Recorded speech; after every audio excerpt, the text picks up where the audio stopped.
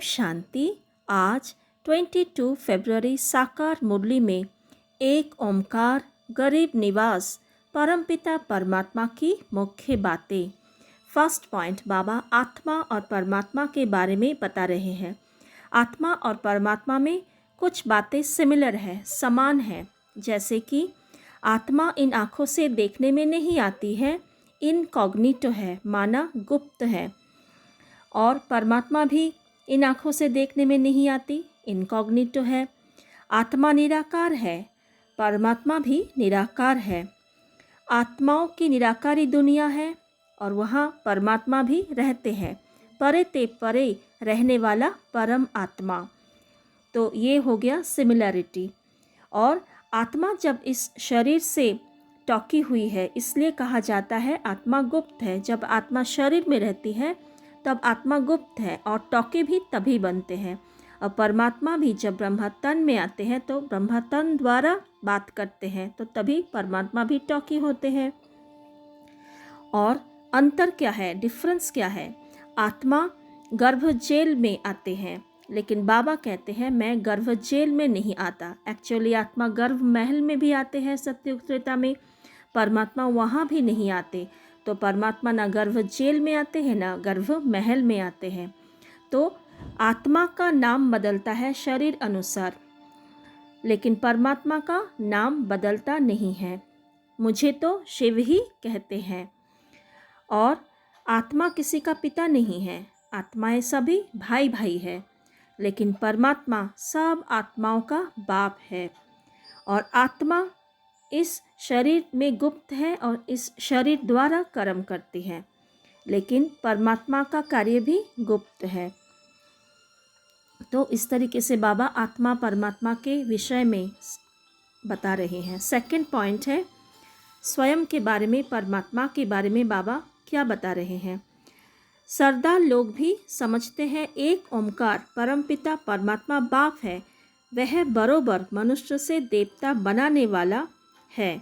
जो देवता बने होंगे वह एकदम चटक पड़ेंगे। माना जो देवी देवता बने थे, सतयुग त्रेता में आए थे, उन्हीं को ये ज्ञान बहुत अच्छा लगेगा और नशा चढ़ेगा। चटक पड़ेगा माना नशा चढ़ जाएगा, वो पुरुषार्थ करने लग पड़ेंगे।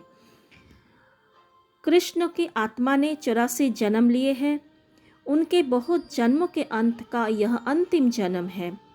जो पहले नंबर में था वह अब अंत में है तत्व त्वम। मैं आता हूँ साधारण तन में, तुमको आकर बतलाता हूँ तुमने कैसे 84 जन्म भोगे। लेकिन सभी आत्माओं ने 84 जन्म नहीं लिया, कोई 80 कोई 82, क्योंकि सतयुग पहले नंबर से सभी आत्माएं नहीं आ सकती। तो बाबा 84 जन्मों की सीढ़ी का राज बताते हैं। ड्रामा अनुसार हर एक एक्टर नंबर बर अपने अपने समय पर आकर पार्ट बजाते हैं। ये भी बात बाबा ने आकर ही समझाया। और बाबा ने क्या समझाया? बाबा कहते हैं उत्तम से उत्तम सेवा बेहद का बाप आकर करते हैं। हमको रंग से राब, बेगर से प्रिंस बना देते हैं। रंग माना प्रजा, राब माना राजा महाराजा। बेगर, इस समय हम बेगर हैं, एक ज्ञान धन से भी बेगर है, भिखारी है, और स्थूल धन से भी हम भिखारी हैं। तो सतयुग के रिस्पेक्ट में अभी तो कुछ भी धन दौलत नहीं है हमारे पास। तो बाबा हमें ज्ञान धन से भरपूर करके फिर सतयुगी दुनिया का मालिक, प्रिंस प्रिंसेस बना देते हैं। जो भारत को स्वर्ग बनाते हैं उनको अभी इज्जत कोई नहीं रखते।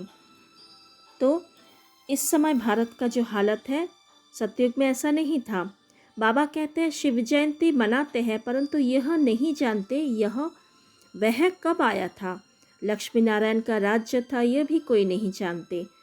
अर्थात शिवरात्रि मनाते हैं जिसको शिव जयंती कहा जाता है, लेकिन पता नहीं कि क्यों मनाते हैं।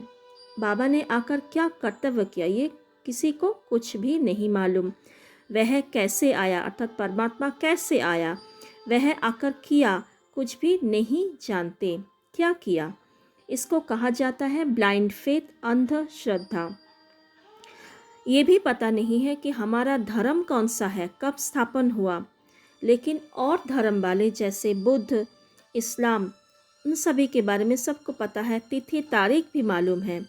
लेकिन शिव बाबा की, लक्ष्मी नारायण की कोई तिथि तारीख नहीं है, क्योंकि इतिहास में इसके बारे में कुछ भी नहीं लिखा है, ना कोई मुनि ऋषि में इसके बारे में ज्ञान है, ना कोई शास्त्र में इसके बारे में कुछ भी लिखा हुआ है। बाबा कहते हैं सतयुग में देवी देवताओं को रचता और रचना के आदि मध्य अंत का ज्ञान नहीं था। क्यों? क्योंकि अगर उनको पता चल जाता कि अभी जो वो है सतयुगी दुनिया का मालिक है, लेकिन बाद में वो तमो प्रधान बन जाएंगे, उसका कोई भी धन दौलत नहीं रहेगा, भारत का ये सिचुएशन, ये हालत होगा, ये अगर उन समय देवी देवताओं को मालूम पड़ जाता तो बाबा कहते हैं सुख भी भोग नहीं पाते, चिंता लग जाए। तो इसीलिए देवी देवताओं के पास ये ज्ञान ही नहीं है, वो तो बहुत खुशी में मौज में रहते हैं। थर्ड पॉइंट आज के मुरली से, बाबा का एक विशेष टाइटल है गरीब निवास। बाप है गरीब निवास। वह तो क्योंकि बाप को गरीब निवास क्यों कहा जाता? बाप जब आते हैं तो सबसे भारत गरीब है, भारत को ही साहूकार बनाते हैं। कैसे बनाते हैं? एक तो ज्ञान धन से भरपूर करते हैं, सृष्टि का सारा रहस्य समझाते हैं। तो हम बच्चे उस बाबा के श्रीमत अनुसार चलकर पूरे ज्ञान से भरपूर होकर, ज्ञान स्वरूप बनकर अपने जीवन में एक एक बात को उतर कर फिर पूरा परिवर्तन करते हैं, स्वयं को परिवर्तन करते हैं, फिर सत्युगी दुनिया का देवी देवताओं जैसे बन जाते हैं। तो बाबा कहते हैं गरीब निवास बाबा ही भारत को स्वर्ग बनाते हैं। लेकिन श्री कृष्ण का नाम पढ़ते हैं, लेकिन श्री कृष्ण कैसे करेंगे? श्री कृष्ण के राज्य में तो सभी बहुत धनवान हैं, कृष्ण तो धनवान सतयुग का प्रिंस बनते हैं। और उस समय श्री कृष्ण के साथ जो भी आत्माएं, उस समय जो भी देवी देवताएं थे, सभी साहूकार थे, गरीब तो कोई था ही नहीं। तो ना उनको धनवान बनने की ज़रूरत है, ना वो किसी को धनवान बनाते हैं, क्योंकि कोई गरीब है ही नहीं। तो वह तो बहुत धनवान है, उनके राज्य में सब साहूकार हैं। तो इसीलिए श्री कृष्ण के लिए गरीब निवास नहीं कहा जाता। फोर्थ पॉइंट, और धर्मों की हिस्ट्री बहुत छोटी है, कोई की 500 वर्ष की, कोई की 1250 वर्ष की। तुम्हारी हिस्ट्री है 5000 वर्ष की। देवता धर्म वाले ही स्वर्ग में आएंगे, और धर्म तो आते ही बाद में हैं। देवता धर्म वाले भी अब और धर्म में कन्वर्ट हो गए हैं ड्रामा अनुसार, क्योंकि सतयुग त्रेता में बहुत कम जनसंख्या होती है और कोई धर्म ही नहीं आता। सतयुग की गाय नहीं है, एक धर्म, एक राज्य, एक भाषा, तो और धर्म की तो बात ही नहीं है। लेकिन कुछ कुछ सतयुगी आत्माएं, त्रेता युगी आत्माएं और धर्म में, मुस्लिम सिख धर्म में कन्वर्ट हो गए हैं, तो फिर वो लौट कर आएंगे। जैसे विदेशियों ज्ञान लेते हैं ना, तो वो क्रिश्चियन धर्म में कन्वर्ट हो गए, तो वो फिर ज्ञान लेकर फिर से सतयुगी दुनिया में आएंगे, अपना अपना पुरुषार्थ अनुसार। बाबा कहते हैं फिफ्थ पॉइंट सतयुग के बारे में। बाबा कहते हैं वहाँ तो धरती का मूल्य होता नहीं, जिसको जितना चाहिए ले ले बे। ढेर की ढेर जमीन पड़ी होगी, मीठी नदियों पर तुम्हारे महल होंगे, मनुष्य बहुत थोड़े होंगे, प्रकृति दासी होगी, फल फूल बहुत अच्छे मिलते रहते हैं। तो कितनी सुंदर सतयुगी दुनिया होगी। तुम बच्चे जानते हो सतयुग नई दुनिया में देवताओं का बहुत सुख थे, सोने के महल थे। तो उसका प्रमाण क्या है? उसका प्रमाण है सोमनाथ का मंदिर। अभी भी सोमनाथ के मंदिर में कितने सारे धन दौलत थे जो द्वापर युग में लूट कर ले गए। 17 बार उस मंदिर का लुंठन हुआ, फिर भी सोने जवाहरात बहुत सारे थे, बाद में भी बहुत हीरे जवाहरात थे।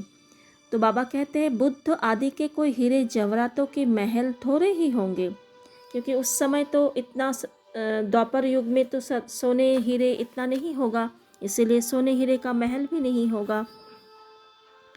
तो भारत सतयुग में बहुत साहूकार था, जबकि देवी देवताओं का राज्य था। फिर वह राज्य कहाँ चला गया, ये भी कोई नहीं जानते हैं। सिक्स्थ पॉइंट बाबा कहते हैं ड्रामा के बारे में। भारत जो सबसे साहूकार था अभी सबसे गरीब बना है, इसलिए मुझे भारत में ही आना पड़े। यह बना बनाया ड्रामा है, इसमें ज़रा भी फर्क नहीं हो सकता। ड्रामा में जो शूट हुआ वह हूबहू रिपीट होगा, इसमें पाठ का भी फर्क नहीं हो सकता। अर्थात जिसका जिस समय जिस जन्म में पाठ है उसको उसी समय, उस आत्मा को उसी समय आना है, क्योंकि एक बार ड्रामा शूट हो गया और ड्रामा का ना कैरेक्टर बदल सकता है ना समय बदल सकता है। वर्ल्ड की हिस्ट्री ज्योग्राफी हूबहू रिपीट होती है। क्राइस्ट गुरु नानक आदि फिर कब आएंगे यह तुमको नॉलेज है, क्योंकि क्राइस्ट गुरु नानक होकर गए हैं। तो फिर से अगले जो कल्प है, आने वाले जो कल्प है, उस कल्प में फिर से क्राइस्ट गुरु नानक अपने समय पर आएंगे द्वापर युग से। इस तरीके से वर्ल्ड की हिस्ट्री जियोग्राफी हूबहू रिपीट होता है। भारत अविनाशी खंड है, भारत जैसी महिमा और कोई को ही नहीं सकती। आज की मुरली में धारणा की बातें। फर्स्ट पॉइंट, ड्रामा के आदि मध्य अंत का ज्ञान बुद्धि में रखते हुए सब चिंताएं छोड़ देनी है।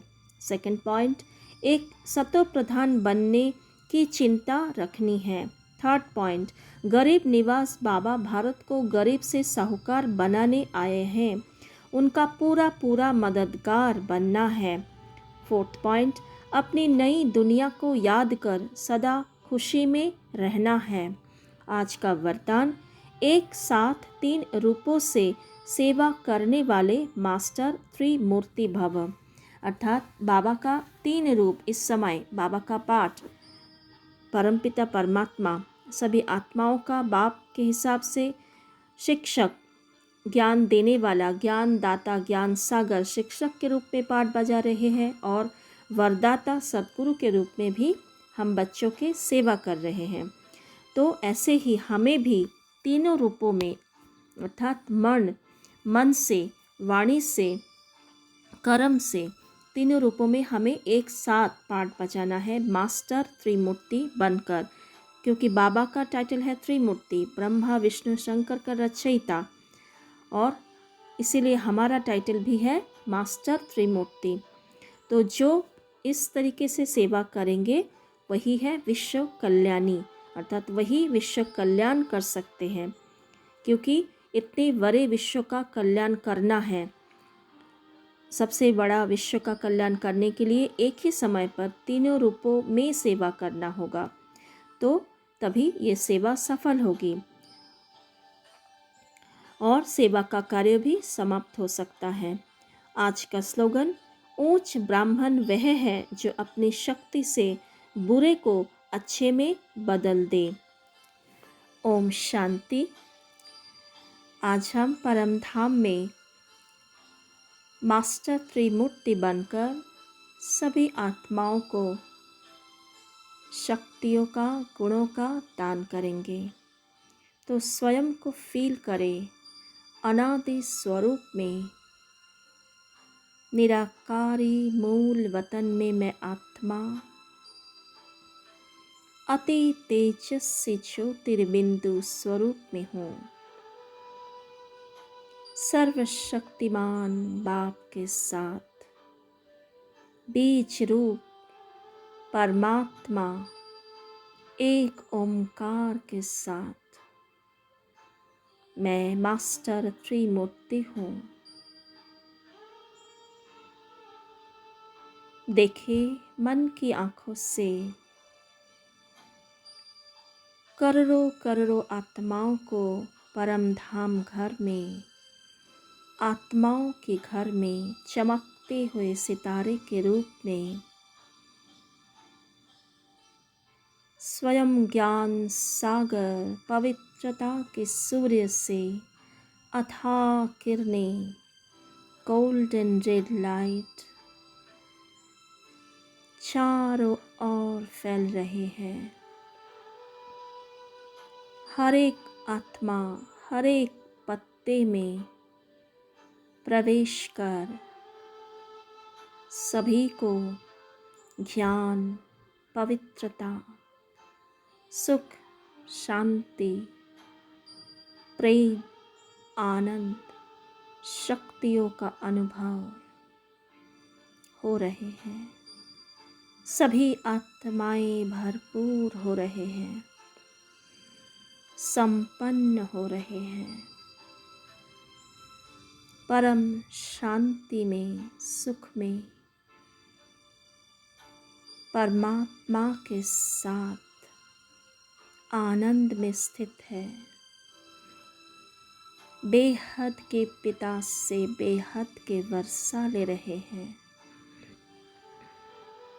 संपन्न सुखी बन रहे हैं। फील करें, महसूस करें परमात्मा को शक्तियों से भरपूर करते हुए। शांति के सागर कंबाइंड हूँ मैं आत्मा।